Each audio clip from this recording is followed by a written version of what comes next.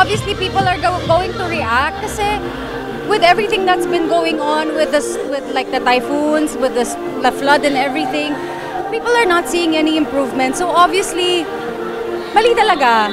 And I'm really sad seeing na people are really struggling and are going through all of these things, like losing their homes, like even losing their pets, livelihood, just because we can't find a solution for it. Tapos, syempre nakakaano naman talaga, nakakagalit and nakakalungkot na makita na yung pinabayad nating mga buwis sa ganun lang napupunta. So I'm not really very much updated on whatever it is that's going on. I am, however, aware of the budget for flood. Pero yun nga, nakakainis talaga. Ang dami ng mga mas kabataan ngayon speaking their mind like you. Which is good.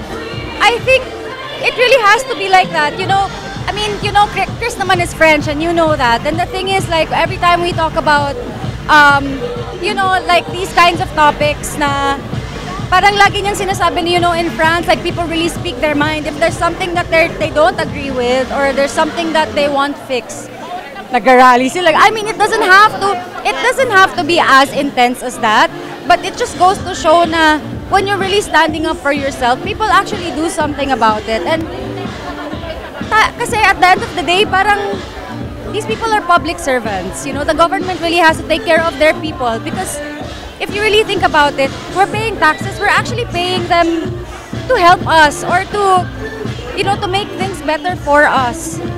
So parang it's just sad that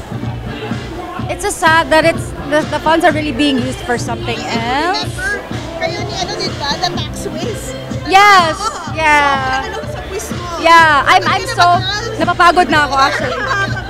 Sabi ko nga minsan, like hindi mo maiwasan kasing isipin na parang yung taxes na binabayad natin parang hindi naman nagagamit for the people, para sa atin. So nakaka-discourage naman talaga. But at the end of the day, syempre, you still wanna be accountable and you wanna be a good taxpayer because in a way, that's kind of how you contribute to your country.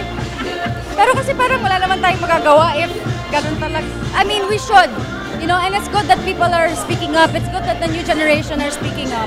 Because it's very important that we do, and it's very important that we're heard by these people.